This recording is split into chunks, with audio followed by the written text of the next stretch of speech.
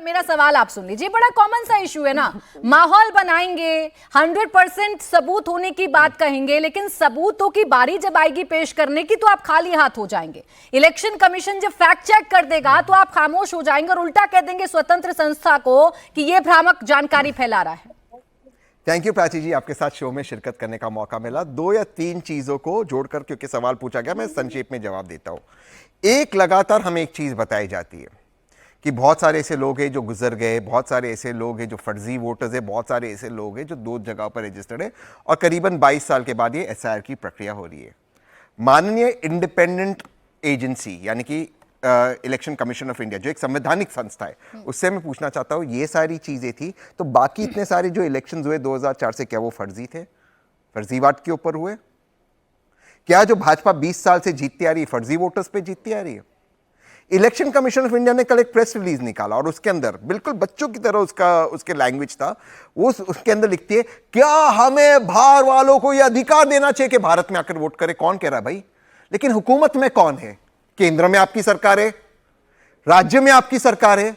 अगर बाहर वाले आके बिहार में नीतीश चाचा के लिए वोट कर रहे हैं तो यह आपकी जिम्मेदारी, आपकी असफलता है। सबसे पहले इंडिया टीवी पे प्राची के शो पे आके माफी मांगे देश से कि 20 साल से आप इस तरह के काम कर रहे थे। फिर आप कहते हैं हम सबूत दे, सबूत तो आप दे रहे हैं आपकी कामयाबी की। दूसरी चीज, नाकामी की दूसरी चीज, इनसे हमने कहा महाराष्ट्र के अंदर 5 बजे के बाद कृपया कितने वोटिंग हो उसके वीडियो रिकॉर्डिंग हमें दिखा दीजिए। इलेक्शन कमीशन जो एक संवैधानिक संस्था है, कोर्ट जाती है, कोर्ट उनको कहती है कि नहीं आपको देना पड़ेगा, ये कानून है। रेट्रोस्पेक्टिवली वो कानून चेंज होता है। क्या कहते हैं? Right to privacy. ये राइट टू प्राइवेसी कहां गया जब आधार और वोटर आई कार्ड को आप लिंक करना चाहते थे? और वही वोटर आई कार्ड और आधार जिसको आप लिंक करना चाहते हैं, आज जब मेरे आरजेडी के मित्र और कांग्रेस के मित्र कहते हैं कि इसको प्रमाण माने तो कहते हैं नो नो, इसको हम प्रमाण नहीं मानेंगे। तो आप लिंक क्यों करना चाहते थे? तीसरी चीज से मैं अपनी बात समाप्त करता हूं। ये जितने लोग गुजर गए, आप ये कह रहे हो कि आप आकर साबित करो कि आप जिंदा हो। ये अक्षय कुमार की एक फिल्म थी, उसके अंदर एक आदमी कहता है अक्षय कुमार को, ये सच्ची बात है, मुझे लगा फिल्म में होता है, इलेक्शन कमीशन सच में कह रहा है, कहता हो कि साहब मुझे साबित करो मैं जिंदा हूं, क्योंकि कोर्ट मान ही नहीं रहा है मैं जिंदा हूं। तो अक्षय कुमार कहता तुम कोर्ट में तमाशा करो, तमाशा करोगे कोर्ट तुम्हें जेल में भेजेगा और तुम्हारे नाम का एफआईआर हो गया, तो अपने आप को साबित करोगे कि तुम जिंदा है। ये चल रहा है इलेक्शन कमीशन में। आप मुझे प्राची जी 10 सेकंड अपनी बात, यहाँ पे आपके कैमरा मैन है, यहाँ पे जितने भी विद्वान लोग हैं, आपके जितने विद्वान व्यूअर्स है, ये कौन सी संस्था है जो सामने जो जिंदा आदमी इलेक्शन कमीशन नहीं सुनता, इलेक्शन कमीशन नहीं सुनता, इलेक्शन कमीशन से जब आप कुछ कहते हैं तो वो उसे नियम को बदल देता है। आप ये सारे आरोप लगा रहे हैं। 1 मिनट, आप मेरे सामने, आप 1 मिनट मेरे सवाल, मेरा सवाल,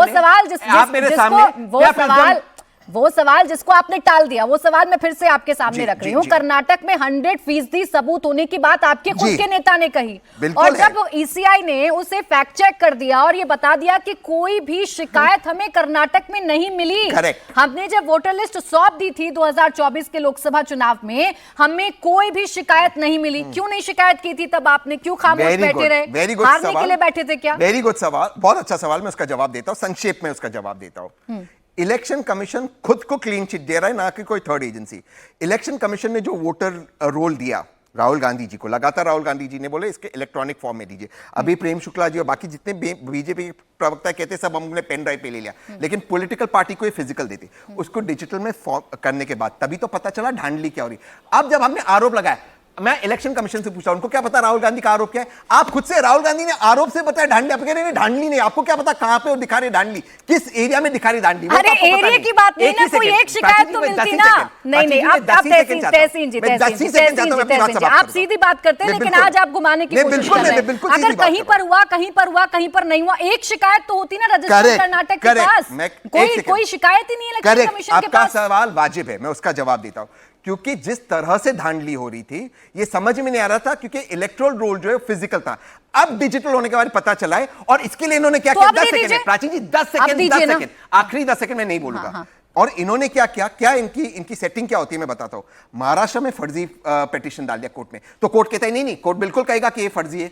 फर्जी पिटीशन पे कहते क्लीन चिट मिल गया, खुद को क्लीन चिट देते, खुद फर्जी पिटीशन नहीं, डालते। अभी हमारा सबूत तो देखो भाई। तो सबूत दिखाओ ना, किसका इंतजार कर रहे हैं? ये बुलाकर अरे किसका इंतजार कर रहे हैं उसके पहले कह रहे आप? ये बताइए, आपके नेता जितनी जल्दबाजी ईसीआई के इन दावों को भ्रामक कहने पर बता देते हैं, जितनी जल्दबाजी दिखाते हैं उतनी जल्दबाजी चिपका दीजिए ना वो शिकायतें। मेरे पास सबूत है, आप चिपका दीजिए वो शिकायतें। भाई आप पब्लिकली आरोप लगाते हैं, आपको जनता जनार्दन के बीच में जाता है, तो उसी जनता को बता दीजिए कि ये है सबूत हमारे पास, ये चिपकाइए ना, ये चिपकाइए और उनके फैक्ट चेक को खारिज कर दीजिए।